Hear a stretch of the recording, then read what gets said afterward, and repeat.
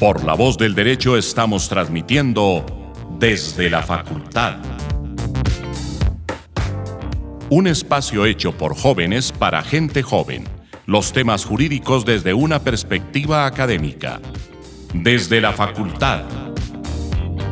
Conduce Andrés Charria.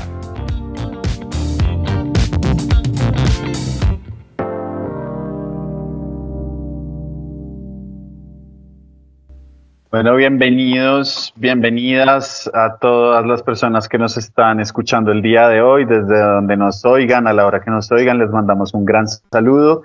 El día de hoy estamos aquí con Emilio Archila, con Isabela, ¿cuál es tu apellido? Blanco. Blanco. Y ambos son abogados de la Universidad Javeriana, y la persona que les habla, Martín Zamudio, politólogo de la Universidad Nacional.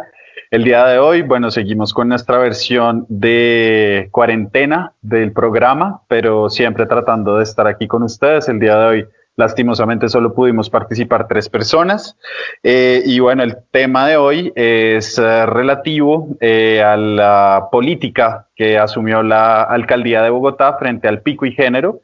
Y posteriormente también nos gustaría hablar de lo que es las relaciones de la OMS, China, Estados Unidos, y cómo está habiendo como toda esta disputa política alrededor de este tema. Entonces, yo creo que empezar con lo primero, que sería el pico y género. Sí, exacto, pero antes de que comiences, Martín, yo creo que sería importante resaltarle a los oyentes por qué escogimos estos temas en específico, y es porque nosotros, al igual que la mayoría de personas, estando confinados, pues tratamos de encontrar algo que sea entretenido, teniendo en cuenta que lo único de lo que uno está hablando últimamente es del coronavirus. Entonces nosotros pensamos cuáles serían temas interesantes de discutir, y encontramos el pico y género. Entonces creo que Isabela nos va a comentar un poquito acerca del decreto que estableció la alcaldesa Claudia López, y acerca de cuál es el párrafo o cuáles son las secciones de este decreto que pues nos parecen un poco, y al resto de la sociedad le parecen un poco polémicos. Bueno, para empezar, como todos saben, la cuarentena se alargó. La Alcaldía Mayor de Bogotá profirió el decreto 106 del 8 de abril de 2020, el cual alarga la cuarentena y ha sido un poco polémico porque además establece la medida que se llama pico y género. La medida pico y género establece que no todo el mundo puede salir todos los días a adquirir los bienes de primera necesidad, y de acuerdo a las causales que están establecidas en el decreto, que son bien específicas y que permiten que nosotros nos desplacemos a otros lugares para adquirir bienes o servicios o otras actividades. Ok, entonces, o sea, ni siquiera el hombre puede salir a la calle si no es su día, ni siquiera para los bienes de primera necesidad, entonces. Exacto, sí. Básicamente se establecen unos días específicos para las mujeres y unos días específicos para los hombres. Las mujeres pueden salir los días pares para adquirir bienes de primera necesidad, como les vengo comentando, y los hombres solamente pueden salir días impares o pena de incurrir en una multa, y que les cuento que ya han puesto bastantes. Digamos, el 13 de abril fueron multadas 104 mujeres, porque como les digo, las mujeres solamente pueden salir los días pares, y pues el 13 de abril, por supuesto, es un día impar. Entonces, esta medida, digamos que hasta este punto no causa ningún problema, porque pues todos sabemos quién es mujer y quién es hombre, pero el artículo segundo también establece una disposición bastante especial en el parágrafo 3 que dice, se las voy a leer. Las personas de género circularán de acuerdo a la restricción aquí establecida, la que les acabo de decir, según su identidad de género. En la verificación del cumplimiento de lo establecido en este parágrafo, las autoridades respetarán las diversas manifestaciones de identidad de género de las personas. Este parágrafo ha sido discutido y comentado por el gobierno, distintas autoridades, organismos pro LGTBIQ+, porque algunos dicen que esta medida puede ser discriminatoria y que expone a esta comunidad a los abusos de la policía.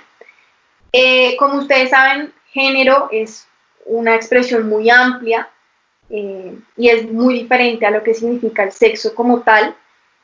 Y estuve leyendo que muchas, sí, como organizaciones digamos, de género no binario han estado criticando mucho esta medida, por lo que les digo, porque primero no es clara y porque evidentemente se presta para que las autoridades sean un tanto subjetivas y puedan imponer sanciones en lo que ellos consideren que se adapte a lo que significa representarse como mujer o como hombre en su debido caso.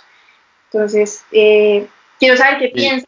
No, pues yo lo primero que quería decir antes es que obviamente esta medida no la adoptaron por primera vez en Bogotá, la división de géneros es algo que pues está comúnmente pasando en otras ciudades y sí puede llegar a ser muy útil, por lo que reconocer a la persona normalmente en cuanto a su género o sexo pues puede llegar a ser más fácil, según entiendo, para los policías, por ejemplo, en un lugar en donde hay muchas personas y les toca cogerlo rápido para hacer cumplir la cuarentena, sí puede llegar a ser más útil, lo veo más como una medida más útil. No sé, Martín, ¿qué piensa al respecto de lo que acaba de decir Isabela?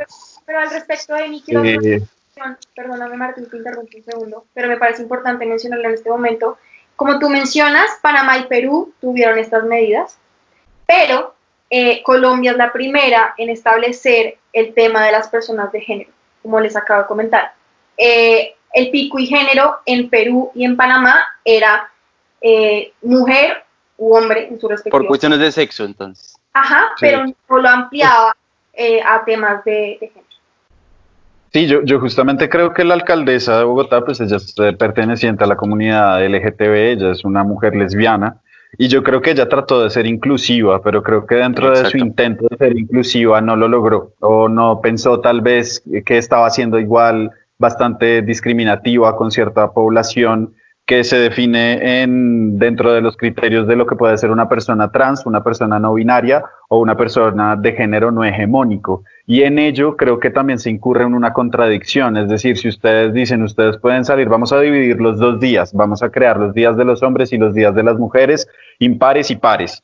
Y las personas que se definen como personas de otro tipo de género, ellas pueden escoger lo que quieran. Pero si yo me defino como una persona de género fluido, por ejemplo, pues yo un día soy hombre y al otro día soy mujer y depende de cómo me levante, ¿sí? Eso es lo que se define el género, el fluid, ¿sí? Son personas que, Martín, que se basan en eso. Pero entonces si te entiendo bien, lo que tú estás diciendo es que uno de los representantes más significativos de los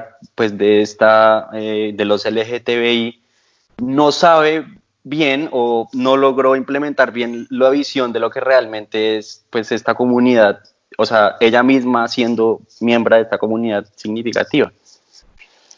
Sí, pues es que lo que pasa es que cuando tú ves a la comunidad LGTB es una comunidad muy plural y es muy diferente y ellos simplemente se tratan de relacionar entre sí para lograr tener una voz más fuerte. Pero es a la larga como, no sé, o sea, darse cuenta de las diferencias que hay entre un homosexual y una lesbiana, pues son enormes. Así sean los dos personas homosexuales, digo, los gays y las lesbianas, los dos son ambos homosexuales, pero tienen unas diferencias enormes en cuanto a entendimiento de realidades y en cuanto a lo que sufren y bueno, una cantidad de cosas. Ahora, cuando le empiezas a meter todo lo que son las identidades de género, pues eso se amplifica muchísimo más. Y finalmente es lo que te digo, es contraproducente decirle a las personas, es contradictorio decir, vamos a escoger 2 días para hombres y para mujeres y los demás que se definan dentro de lo que eso es su género, pero si mi género no es binario, pues ahí entonces yo puedo escoger lo que yo quiera o puedo no escoger lo que quiera. Y hay otra cosa, y es dejar que, digamos, los jueces, las personas que van a representar al Estado y van a hacer, digamos, cumplir la ley, pues son los policías. Y para mí los policías son personas que, a pesar de la pedagogía que se trata de hacer por parte de las secretarías de inclusión o la secretaría, no sé cuál secretaría esté, digamos, haciendo esa pedagogía con la fuerza pública, a pesar de eso son personas que son muy básicas y ellas van a ver una persona como yo un día de las mujeres y así esa persona diga, pero es que yo me siento hoy mujer o lo que sea, le van a dar un bolillazo y lo van a mandar a la UPJ o a la URI, entonces también es bastante denso. Yo quería decir una cosa, y es que yo lo que veo es totalmente diferente. Yo lo veo un poco más atrás, y lo que yo veo es que o sea, esta comunidad LGTBI tiene una ideología, y esta ideología, como es una ideología de género, le falta objetividad, porque evidentemente se basa más en sentimientos que en cualquier otra evidencia pues científica fuerte, aparte pues de los que son los escaneos de cerebro, que sí demuestran un poco que las personas que sienten ser mujeres sí pueden llegar a tener similitudes con los cerebros de las mujeres, pero aparte de eso, la objetividad de este tipo de ideologías pues es muy carente, o sea, carece de objetividad, y entonces vemos como un Estado, cuando necesita organizar poblaciones, porque evidentemente esto es lo que se necesita en este momento, al tratar de implementar medidas que van acorde a esta ideología que no es objetiva, pues se encuentra con problemas como estos, en donde simplemente uno reconocer los 170 o más de 200 tipos de géneros que la gente trata de establecer, pues es muy, qué pena por las comillas, no era mi intención, pues estoy un poco acostumbrado, pero sí me parece que se nota la falta de objetividad de este tipo de ideologías, y puede ser o sea, es muy complicado para un Estado seguirlas, y ni siquiera para sus dirigentes pues poder acatarlas. Pues Emi, yo creo que pues, no es falta de objetividad, o sea, yo creo que el tema de género es muy complejo, y se los digo porque yo hoy me senté a estudiar el tema, porque yo no entendía palabras como no binario, bigénero, trigénero, pangénero. Hay un montón de ideologías de género, o sea, tú puedes identificar un montón de cosas. Pero es que todo eso está basado en una ideología, o sea, yo también, o sea... Y lo que te digo, yo creo que este tipo de medidas, de esas políticas de enfoque diferencial, tienen que empezar a darse, porque es una realidad social que tú no puedes ignorar. Hay gente que es pangénero, hay gente que es no binario, que es decir, que no se identifica ni como hombre ni como mujer, y listo, puede que la medida haya sido bien intencionada, yo no creo que haya tenido malas intenciones, ni más faltaba, pero creo que no era el marco para tener este tipo de discusiones. ¿Por qué? Porque simplemente no estamos preparados, porque... No, pero Isa, es que lo que pasa es que... ¿Realmente qué? Y lo que pasa es que tú dices, hay gente que es pangénero, hay gente que es esto, y pues lo que pasa es que esto es siguiendo una ideología. Yo no creo eso, o sea, personalmente no lo sigo. Entonces cuando tú dices... hay una persona que es pangénero, entonces yo lo que digo pues es simplemente, yo no creo que exista algo tal como lo pangénero, o solo creo que son, o sea, es un modo diferente de verlo, o sea, no, es mucho más alto que lo que yo pueda llegar a analizar en cuanto a que... Quiero hacer un comentario muy rápido y sin querer ofender ni nada, pero yo creo que es una visión bastante leguleya o bastante positivista acerca de lo que es la realidad, ¿no? Si esto no está estipulado dentro de una ley, si esto no está contemplado dentro de una normativa, entonces es simplemente una interpretación. Yo creo que es una cosa que existe, y es una cosa que existe, pero estaba silenciada desde hace mucho tiempo, y hoy en día es cuando todo esto empieza a aflorar, gracias también al feminismo, a los movimientos de género, que empezamos a darnos cuenta realmente cómo es de fluido el género, y por eso quedarnos en binario es tan complicado. Y aquí yo quiero hacer como resaltar sobre todo lo que dicen estas personas. Esto es una cuestión que es anticonstitucional, y lo digo porque leí un artículo, el que mandó Isa al grupo, que es una petición que ellos hacen, ellos hacen en Havas, ¿no? En esta plataforma de peticiones, y ellos allí explican, ellos explican toda la problemática que se teje alrededor de basar esta norma sobre el sexo, porque el sexo a la larga también termina siendo una cuestión bastante excluyente. No, ¿sí? Pero ellos, dentro de la norma no dice sexo, dice género. No, en la norma dice sexo, y solo dice género para las personas que no se identifican dentro de esa binariedad. Pero es por eso que te digo, es totalmente contradictorio. Les dicen no se enmarquen dentro de la binariedad dentro de una ley que es binaria de por sí. ¿Sí entiendes? Es ahí donde yo veo que está esa contradicción. Entonces ellos dicen, ¿por qué no hacen un pico y raza? No, o sea, sería lo mismo, ¿no? Dentro de esa perspectiva, un pico y raza. Un día salen los negros y otro día salen los blancos. Pero ¿qué pasa entonces con los mestizos? ¿Qué pasa con toda esa cantidad de matices que hay entre entre ambos. Y eso es un poco lo que ellos están recalcando. Dejemos de ver la sociedad, dejemos de ver nuestra realidad humana enmarcada dentro de esa binariedad, porque no todas las personas se definen dentro de esa binariedad. Lo que pasa, Martín, es que, a ver, no, mentira, sigan ustedes. Yo voy a pensar un poco más mi pensamiento que siga eso. No, es que yo quería comentarte, Emi, que yo entiendo que choca mucho con lo que nosotros estamos acostumbrados cuando una persona te dice, no, es que yo soy no binario. Uno queda como así que eres no binario, o sea, como así que no eres ni hombre ni mujer. Es un tema muy complejo. Y no, yo creo que eso piensa él, pero no creo que eso sea real. Para mí eso no es real.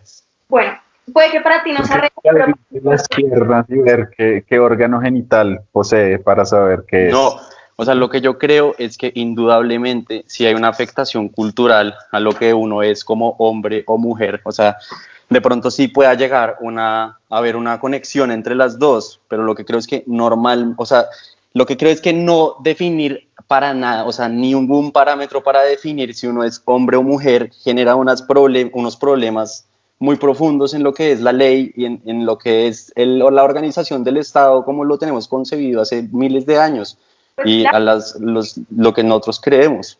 Claro, es que es lo que tú dices. Nosotros estamos acostumbrados a ver el mundo, por decirlo así, en blanco y negro, en hombre, mujer, en rosado y azul. ¿Qué pasa?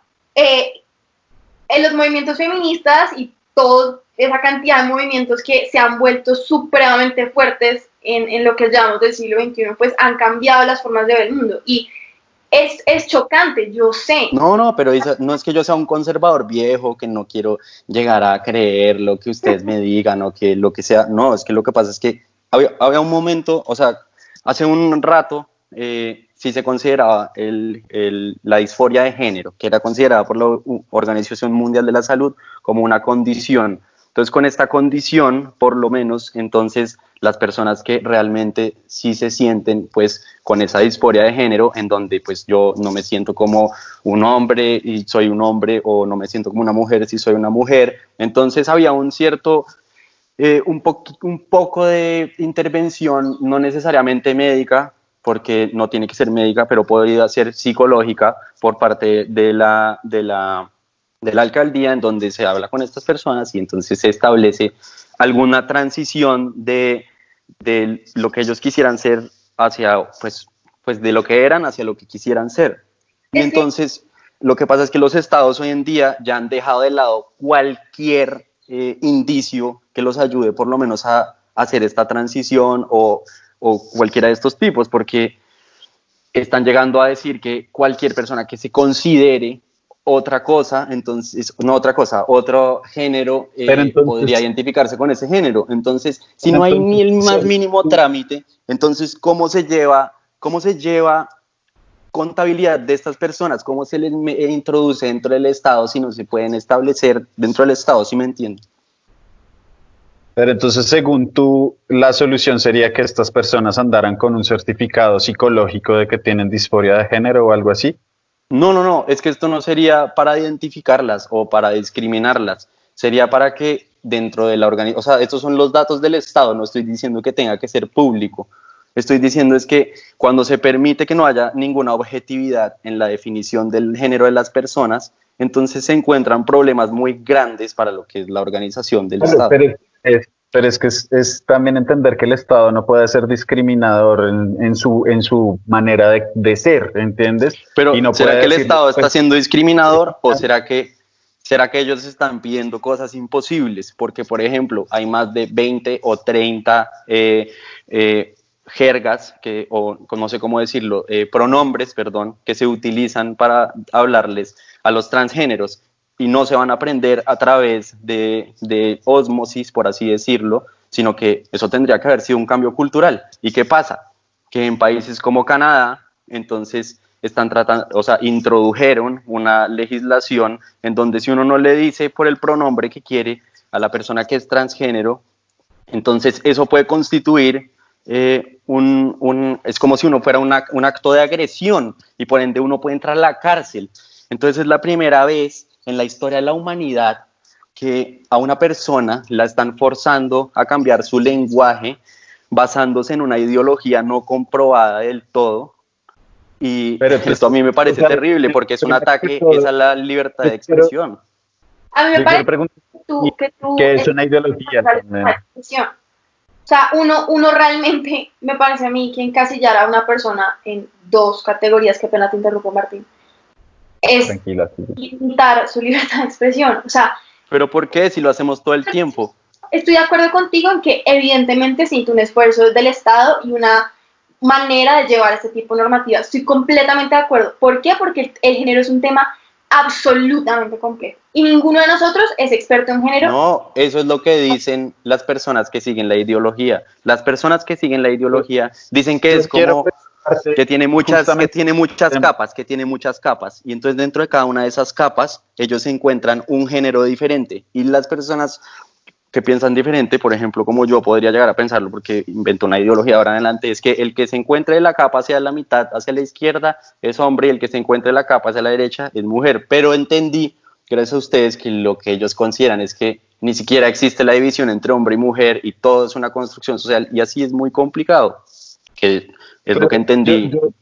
Yo quiero hacer una reflexión aquí muy rápida, y es acerca de lo que es la ideología. El gran filósofo Estanislao Zuleta definía que la ideología era un error encarnado. Y cuando te das cuenta de lo que es la ideología, como por ejemplo esta película de las gafas, que es este chico que se pone las gafas, no me acuerdo cómo se llama en este momento, que quita la ideología y ve las cosas como son. La de Obey, sí, la de Obey, exactamente. Y es cuando te das cuenta de que no significa que porque otro tenga otra ideología, la mía sea menos o más válida, ¿entiendes? Es decir, ¿tú por qué consideras que no es ideológico lo que tú crees? ¿Entiendes? Lo que tú crees es totalmente ideológico. Porque lo siento, porque veo a las personas, les hablo, o sea, por eso es que yo no digo que no todas las personas que sean transgénero no tengan validez o no existan. Lo que yo creo es que inclusive dentro de la comunidad transgénero, las personas que sí se sienten como una mujer y están sufriendo todas estas peleas legales y demás, deberían estar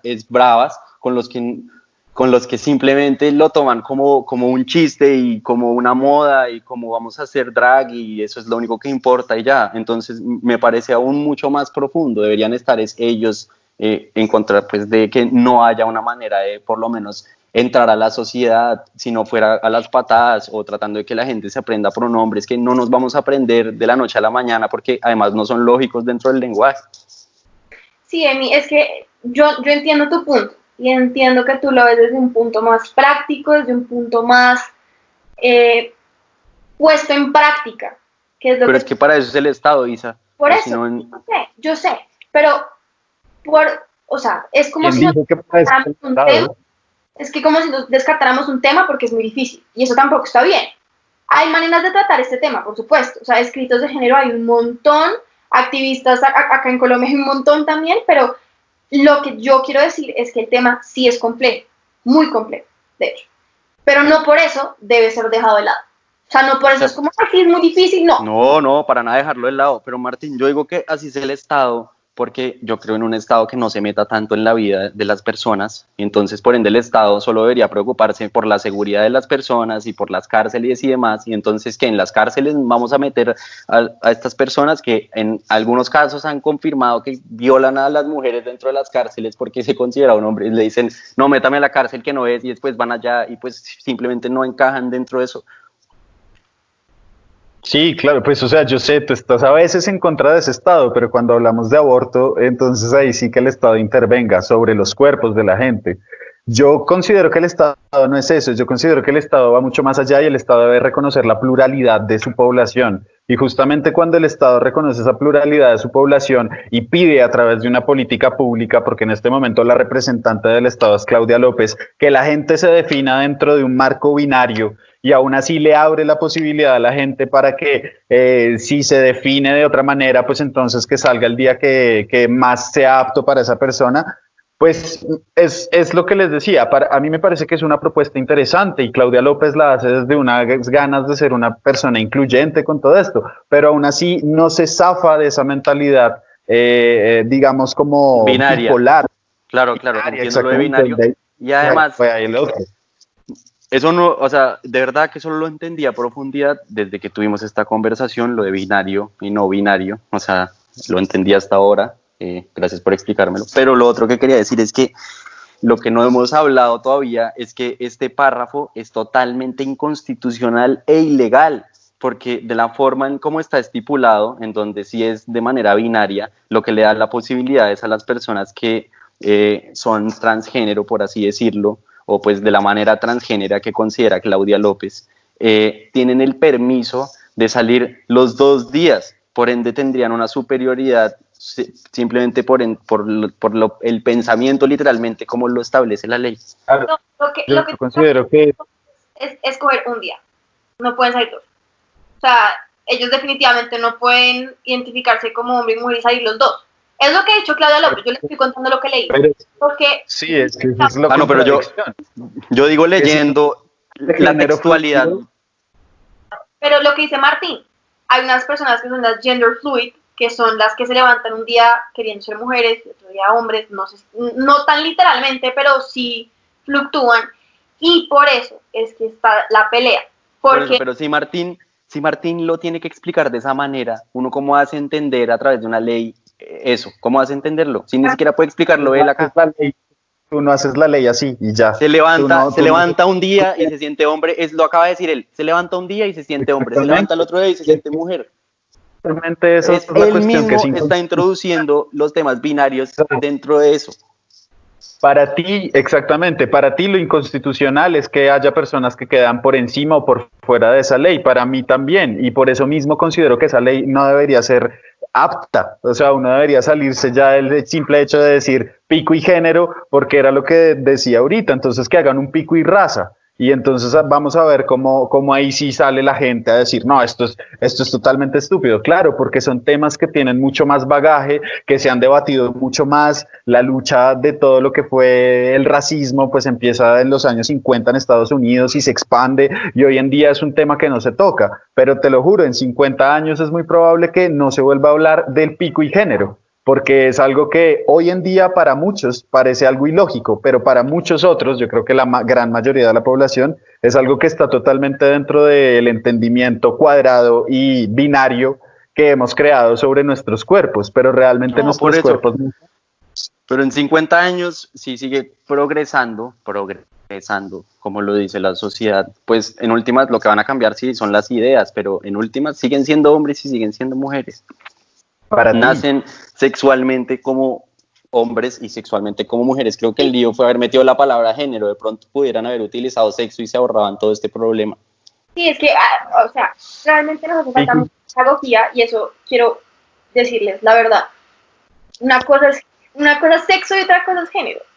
Y eso tenemos un problema, y dicen, o sea, lo que pasa es que ya esa pelea está perdida. Se supone que sí hay sexo y sí hay género, pero lo que las personas, o sea, exactamente ahí va la discusión, que normalmente teniendo en cuenta no lo normal como socialmente normal, sino viéndolo desde un punto estadístico de lo que es la norma de la mayoría, lo que pasa es que las personas que nacen con el sexo, con el órgano de reproducir masculino se sienten hombres, y las personas que se sienten mujeres son las que tienen el órgano de reproducir de mujer. Si naces con los dos, ¿qué pasa? Cuando naces con los dos, como son los casos, casi siempre, si no en el 99.9% de la población, siempre tienen uno que es mayor que el otro. Casi nunca nacen igualmente con ambos genitales. Claro, pero sí, o sea, yo siento que ahí hay que resaltar mucho lo que dice Isa, y es el hecho de que hay demasiada literatura al respecto, y hay demasiado debate, y ese debate es un debate que se sigue dando constantemente, y es un debate que se contradice, se pelea, se amplía. Pero yo sí te quería decir algo para ese argumento, Martín.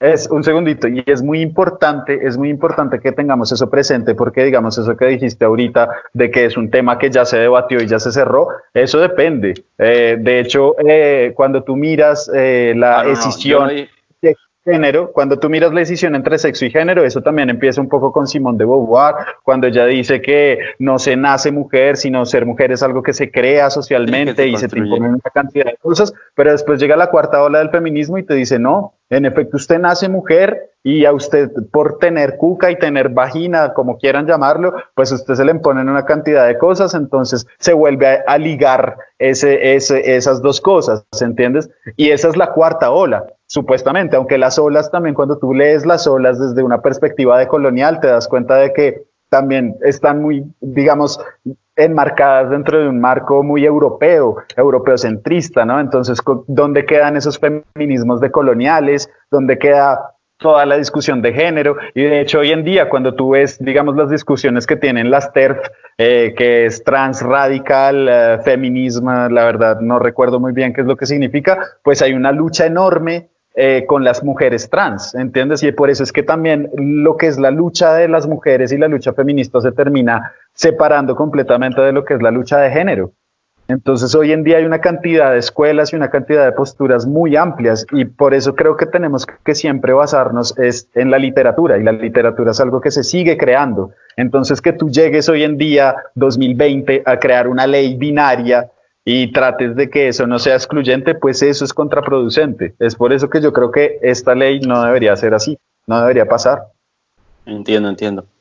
Pero frente a eso, si en algún punto dije que estaba cerrado el debate, definitivamente me retracto porque estoy totalmente convencido de que no se ha cerrado el debate. Es por eso que trato de informarme casi siempre acerca de este tema, porque sé que es algo que me va a tocar discutir toda la vida, porque es algo, o sea, uno tiene que pensar cómo piensa y frente a eso, pues, definir sus ideales.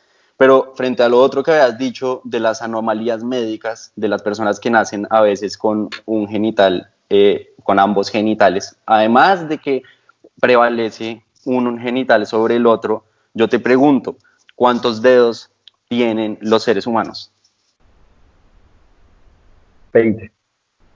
En total. Y hay gente que nace con 21 dedos, ¿verdad? Sí, claro.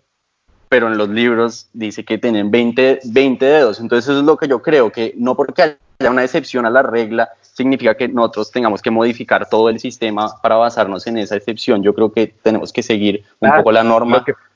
Lo que pasa es que no hay baños para personas de 20 dedos y baños para personas de 21. En cambio, sí hay baños para hombres y sí hay baños para mujeres, porque la identidad de género y tu sexualidad sí te pone un rol dentro de la sociedad.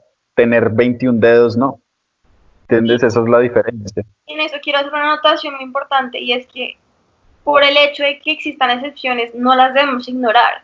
Y creo que, creo que la intención de Claudia López fue que esas personas no sigan siendo ignoradas. Claro, creó un problema, porque esto evidentemente es un problema, hay abusos de la policía, ellos tienen miedo, mandaron muchísimas cartas a Claudia López diciéndole, por favor, modifique esa cosa, porque tenemos miedo, y con toda la razón, y yo también tendría miedo, pero mi invitación es a que se discutan estos temas. O sea, de verdad, no saben la cantidad de cosas de género que existen, la cantidad de escritos, la cantidad de opiniones, hay muchas cosas por leer, y se los juro que podríamos durar hablando 5 horas del tema, pero bueno, para mí lo más importante es esas diferencias que evidentemente existen y que tienen que ser reconocidas de alguna forma, porque si no, nuestro rol como abogados está mal.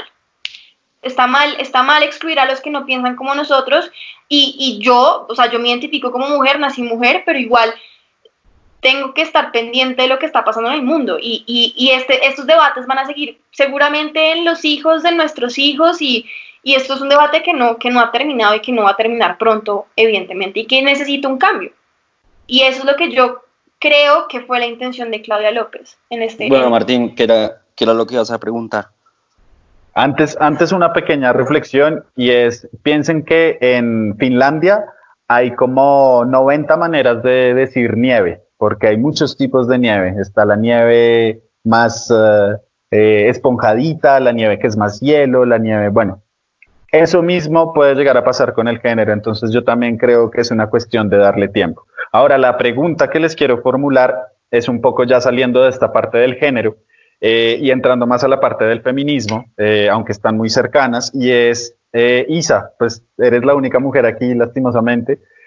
¿Tú cómo te has sentido? No sé si has salido, no sé si has escuchado historias de amigas tuyas que han salido a la calle, no sé cuándo se sienten más seguras, no sé cuándo se sienten más inseguras, no sé cómo estén, digamos, cómo las mujeres sintiéndose frente al hecho de tener que salir forzadamente un día donde solo hay hombres en la calle o de pronto tener que llegar tarde en la noche y saber que solamente los únicos hombres que están allí son los funcionarios públicos. No sé si te sientes segura tú o tus amigas que te han contado acerca de ello, que también es un tema importante sobre el pico y género, ¿no? Bueno, yo no he salido de mi casa, no he salido a hacer mercado, no he salido a hacer nada. Estoy aquí hace ya un buen tiempo, pero me imagino que, pues obviamente no debe ser fácil. O sea, yo como mujer les voy a contar algo que leí hace poquito, que me parece muy cierto, y es que ustedes saben que nosotras las niñas vamos al baño juntas, siempre, por todo. Y uno dice, como, es que las niñas van al baño para echar chisme. No, nosotros vamos al baño, sí, claro, por el chisme, pero es que es porque nosotros desde chiquitas nos enseñaron a cuidarnos. Entonces, desde chiquitas, me acuerdo que mis papás me decían como, nunca tienes que ir a un baño sola, jamás, jamás. Tienes que ir con alguien, siempre alguien tiene que estar esperándote en la puerta, siempre tienes que estar alerta. Y a ustedes, evidentemente, les enseñaron otra cosa. Entonces, esto es para ponerles de presente que nosotras desde chiquitas nos enseñan a cuidarnos entre nosotras y a estar pendientes de las demás, porque evidentemente somos vulnerables ante ciertas personas y nos pueden hacer muchas cosas. No sé cómo sea la situación en este momento, pero yo sí creo que hay una parte cultural importante que sobreviene y es que tradicionalmente los hombres sí han llegado a ser normalmente más fuertes que las mujeres y tienen capacidad de sobrevenir las acciones de una mujer normalmente. Entonces es obvio que se sientan en peligro, sobre todo en el momento más vulnerable que tienen y sobre todo si son más pequeñas de lo que eres en este momento o más jóvenes. Pero ese es un tema mucho más largo y que va a resultar en tratar de definir si inherentemente los hombres y las mujeres si son diferentes morfológicamente o si también es una construcción de la evolución del humano. Y lo que vamos a entrar a hablar ahora es un poco más ya estamos hablando de un manejo eficiente de lo que pueden ser el COVID en Bogotá localmente, pero hablemos un poco más de lo que es el manejo mundialmente, que es lo que nosotros averiguamos sobre los actuares, por ejemplo, de China hace más de 2 meses, por ejemplo, en diciembre, en donde claramente este gobierno estaba encubriendo de manera tajante la evidencia que no tiene contrariedad y es que este era un brote de virus que se pegaba de persona a persona, lo cual trataron de evitar que no saliera esa información y para esto empezaron a tratar de silenciar a todas las personas que sacaban la información de Wuhan y todos los problemas que tiene esto. Entonces, ¿ustedes qué opinan un poco más de esa coyuntura más internacional, más grande que nos tiene a todos nosotros en problemados? Oigan, no tenaz. Oigan, se los juro, hoy duré todo el día viendo noticias y yo no lo podía creer. En verdad me impactó mucho el manejo que se le dio, por lo que alcancé a leer. El tema de Taiwán me impresionó un montón, porque como ustedes saben, China y Taiwán tienen una relación bastante tensa por la historia que tienen. El manejo que le ha dado la Organización Mundial de la Salud, pues está en tela de juicio brutal. No sé si leyeron las afirmaciones que ha hecho Donald Trump del supuesto comunicado que llegó a la OMS, si no estoy mal en diciembre, tú me corregirás, no tengo muy claras las fechas en cuándo llegó, pero a mí me parece, la verdad, increíble. Sorprendente, no lo sé, porque igual la burocracia siempre es muy importante, ¿no? Entonces... Pero Isa, yo creo que acá más que burocracia podemos ver es una dictadura total en acción. Entonces, ¿qué pasa cuando hay una dictadura? Primero, lo primero que vemos es un país que está tratando de sacar, pues, inclusive se alcanza a decir que puede que no haya sido un virus creado por animales. Hay ya noticias en Estados Unidos en donde se habla de que el mismo gobierno chino podría estar tratando de, por la misma razón de mantener estos tipos de virus que normalmente se dan en los mercados mojados en China, que son los mercados de los cuales normalmente salen estos virus, podrían haber llegado a crear este virus, y esta es una muy pequeña noticia que apenas está saliendo en Estados Unidos. Pero aparte de eso, vemos como la Organización Mundial de la Salud, como tú lo dices, es una organización totalmente ligada a China y totalmente sublevada a China. Lo vemos porque, ¿qué es lo que hacen? China, toda la información, por ejemplo, si vemos un tuit de la Organización Mundial de la Salud, más o menos en febrero de este año, no sé, Isa, si tú lo tienes ahí disponible, inclusive la Organización Mundial de la Salud, sin ir a revisar a China, le dijo al resto de países que este virus no se contagiaba. Y cuando dijeron que este virus no se contagiaba, es cuando estaban empezando la cuarentena en Italia, en Francia y en los países europeos, lo cual llevó a que estos países tomaran pues unas medidas mucho más laxas frente al virus, y hubieran muchos más muertos de los que ha habido en este momento. Sí, total. Y también quiero hacer una anotación muy importante, y es que claro que China tiene una presión muy importante en la Organización Mundial de la Salud, al punto de que Taiwán no hace parte de la Organización Mundial de la Salud por presión de China. Y además la OMS sigue reconociendo... Ahí yo tengo una objeción, y es que Taiwán igual es reconocida en muy pocas organizaciones internacionales, y eso se debe también a su historia, ¿no? Y también nos podríamos empezar entonces a hablar de por qué no se reconoce a Cataluña y por qué no se reconoce a Palestina. Pues sí, porque son países pequeños, porque son países que tienen unas historias problemáticas y porque generalmente están ligados a grandes potencias o son enemigas de grandes potencias. Y en este caso es uno de los casos bien particulares en donde no se reconoce al país capitalista, sí, como que es amigo de Estados Unidos, y eso es porque se debe reconocer a China, que es el gigante asiático, ¿no? Pues al otro gobierno de China, ¿no? Entonces, bueno, ahí esa cosa. Y también, simplemente como para hacer una contribución pequeña a lo que estaban diciendo de la influencia de China, China siempre trata de jugar así, creo que también lo hace, digamos, con la Haya o con la Corte Penal Internacional, con alguna de esas cortes internacionales, y es poner fichas políticas directamente. Entonces ponen a personas que son de China, o en este caso, bueno, este señor que es etíope, no recuerdo su nombre, tiene un nombre súper complicado, pero sí. También es como la influencia que tiene China sobre darle recursos a Etiopía para la salud, ¿no? Entonces también cómo él logra mover esos hilos para que China siga aportando plata a Etiopía, porque pues Etiopía, un país en vías de desarrollo supremamente pobre, toda la cuestión. Entonces es también eso, ¿no? Creo que ahí también entra todo ese juego político que me parece terrible y que me parece igual que uno tiene que reconocer que así no se quiera, hoy en día la Organización Mundial de la Salud pues está politizada y se ve en lo que ha pasado. Eso es lo triste, pero también creo que nosotros siempre, o sea, nuestra vida está palpada, o sea, empapada de lo que siempre llegamos a hablar, que es de estas estructuras de poder muy grandes, pero vemos como por primera vez realmente, por culpa de estas organizaciones, realmente todo el mundo sufrió, todo el mundo está encerrado en sus casas, la mayoría del mundo, por la negligencia de un Estado en particular. O sea, es la primera vez que realmente podemos decir, estamos encerrados y podemos encontrar a un culpable, podemos encontrar un Estado que...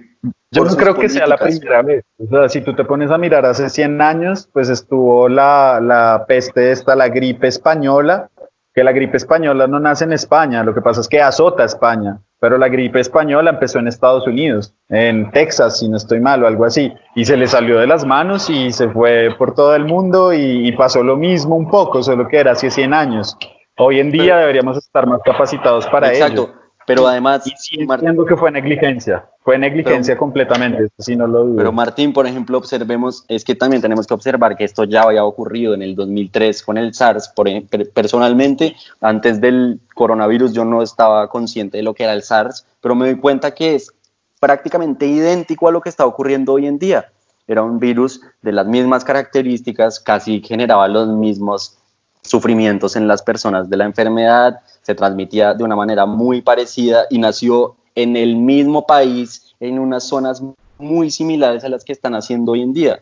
Entonces lo que yo veo es que la comunidad internacional, o por lo menos de manera personal, estoy muy preocupado por la comunidad internacional y que realmente ahora sí no tenga dientes, porque este sí debería ser un momento en el que toda la comunidad, ¿cómo será que inclusive en Japón que Japón casi, pues no conozco muy bien la historia japonesa, pero normalmente esas personas son cuidadosas con atacar pues las organizaciones por su normal cuidado con lo que es las tradiciones, Sí. no sé, las transacciones, bueno, no sé cómo explicarlo.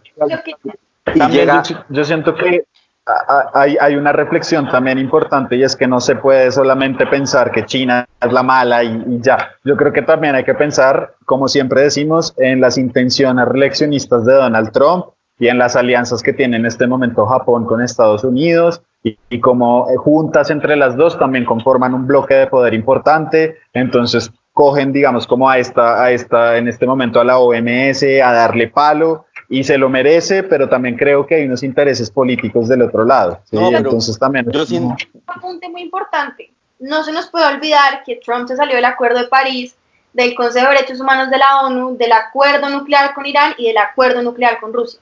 Lo de Trump, obviamente, pues la Organización Mundial de la Salud actuó mal. Claro, por razones que sea, por no reconocer a Taiwán, no le puso atención a algo que hoy se convirtió en una pandemia. Eso está, por supuesto, muy mal. Pero, no, Isa, no lo hacen es porque quedan mal, o sea, porque el gobierno queda como un inepto. Claro, quedan muy mal. Pero también, hablando ya de Donald Trump, me parece que, claro, es muy, muy grave que se retire en este momento, porque si no sabían, Estados Unidos es uno de los principales actores de la OMS en términos económicos. Ellos le aportan muchísimo capital a esta organización que se sostiene del 50% del aporte de los países. Y Estados Unidos era el mayor de todos. Entonces, pues, la verdad, sinceramente, es que no. No, Isa, ahí no se te está escuchando. ¿Ya? ¿Me oyes? Sí.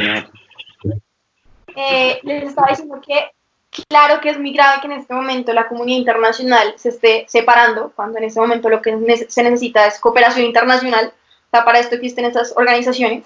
Pero si les digo la verdad, a mí la reacción de Trump no me sorprende por dos cosas. Uno, por el actuar que ha llevado históricamente, lo que les acabo de decir, Acuerdo de París, Consejo de Derechos Humanos de las Naciones Unidas, Acuerdo nuclear con Irán y con Rusia. Dos, por el manejo que está teniendo Estados Unidos del coronavirus, que es fatal. En verdad, a mí me impresiona un montón y me asusta mucho que ellos estén tan mal. Y por eso les digo, no debería ser sorpresivo que Trump en este momento, no sé si ustedes consideren lo mismo, esté buscando chivos expiatorios, a pesar de que esté muy mal la actuación de la OMS, esté buscando nuevamente a quién culpar. No sé qué piensen ustedes. Isa, yo te quería hablar antes de que se me olvide de dos cositas, o sea, una cosa principal. Yo estoy de acuerdo con que Donald Trump obviamente está buscando a toda costa su reelección y sí creo que está utilizando esta negligencia impresionante de China y el callamiento de sus médicos que trataron de hablar de la información y todo en contra de ellos mismos para reelegirse de por sí. Pero lo que sí no creo tanto es que esos acuerdos de los que se salió reflejen su posición frente a lo que es la Organización Mundial de la Salud. Y vengan y les digo por qué. Porque en el Consejo de Derechos Humanos de las Naciones Unidas, dentro del mismo consejo está Venezuela. O sea, Venezuela está sentada en el Consejo de Derechos Humanos de las Naciones Unidas, un país donde los derechos humanos no existen. El Acuerdo de París del ambiente, entiendo que tenía unas implicaciones también económicas mucho más grandes. O sea, estos acuerdos no son como que Trump odie el ambiente, porque, por ejemplo, de lo que yo leí, de los resultados reales y verídicos, Estados Unidos fue de los países que más bajó sus emisiones durante el año pasado. De hecho, creo que fue el país que más bajó sus emisiones el año pasado. Y eso que yo no defiendo a Trump y sus cosas, pero sí veo eso. Y por ejemplo, mientras que China y otros países que sí son miembros aumentaron en una cantidad impresionante su nivel de emisiones. Entonces creo que no estar dentro de estas cosas no es que implique necesariamente que el país no está yendo hacia allá. Creo que es más como una idea. Pero dentro de lo que es la Organización Mundial de la Salud, sí creo que debería haber un consenso porque es la salud de las personas. No debería ser ni como las bombas nucleares, ni como los acuerdos de comercio, porque no es algo político, es que la información se necesita y si un país no nos está dando la información, nos están matando a todos. Es el equivalente de botar una bomba nuclear, por ejemplo. Tampoco estoy de acuerdo que Trump se haya salido, estamos de acuerdo. Lo que yo estoy diciendo es que Trump ha tenido decisiones de política exterior muy parecidas a esta. O sea, Trump se ha salido de muchos acuerdos, tratados, organizaciones, se está saliendo. ¿Por qué? Porque su política exterior. No tiene miedo de salirse de sitios que son por imagen, eso sí me parece. Es su estrategia de política exterior. Todos los presidentes tienen un plan de gobierno al interior, también tienen una manera de proyectarse al exterior, y eso se llama política exterior, que lo estudian los internacionalistas. Y lo que yo estoy diciendo es que esta medida no es nada ajena a su política exterior, por lo que aquí porque no le importa el multilateralismo y que no está interesado en la cooperación internacional, lo cual pues válido, sí, con las razones que sea, pero obviamente igual también yo siento que es entender un poco como el pensamiento que refleja Donald Trump, ¿no? Y el pensamiento que refleja Donald Trump es el pensamiento de muchísimas personas de Estados Unidos, y es porque yo tengo que financiar esto, porque yo tengo que darle ayudas a países del tercer mundo, porque yo tengo que darle ayudas a los países de África y de América Latina, ¿sí? Yo no lo veo así. Y más bien cojamos esa plata y reinvirtámosla acá. Bueno, digamos ahí frente a lo de la OMS, pues eso me parece, yo estoy totalmente de acuerdo con Isa y creo que es una de sus políticas exteriores. Yo sí creo que tiene que ver muchísimo con su reelección. Creo que él está haciendo muchísimo movimiento por supuesto. La política exterior en este momento, con lo que pasó con Venezuela en semanas pasadas, con lo que está pasando ahorita, parándose duro frente a lo que es China, así no haya que pararse tan duro, ¿sí? Siento que son como esos tipos de actitudes y todo tiene un trasfondo bastante político, con un interés político y ya, bueno, digamos un poco eso, ¿no? Ahora, bueno, no sé, simplemente como decir que Venezuela pues hace parte de las Naciones Unidas y no es el único país del mundo que está sentado en este momento en digamos, como en instituciones importantes, violando derechos humanos. Claro, pero Estados Unidos también viola derechos humanos, China viola derechos humanos, Chile viola derechos humanos, Colombia viola derechos humanos, todos violan derechos humanos. No estoy diciendo que Venezuela esté bien, ¿no?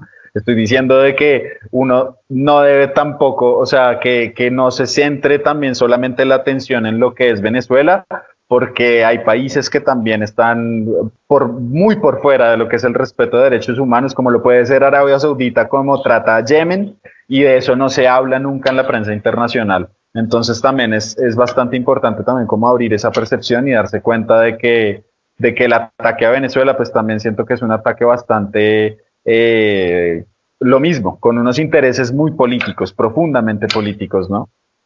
Y también económicos. Pero bueno, yo creo que por hoy estuvimos muy bien. Creo que este programa fue un éxito, definitivamente, una conversación muy, muy chévere, muy amena. Les agradezco por acompañarme aún en su tiempo libre y pues espero que nos veamos entonces la próxima semana, ojalá con más personas y invitados.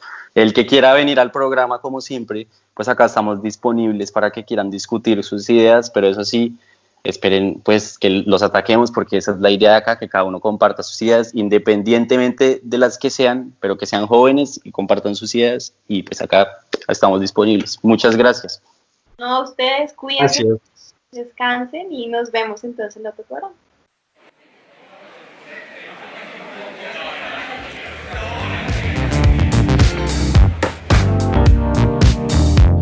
En La Voz del Derecho hemos transmitido Desde la Facultad, un espacio hecho por jóvenes para gente joven. Los temas jurídicos desde una perspectiva académica. Desde la Facultad. Condujo Andrés Char.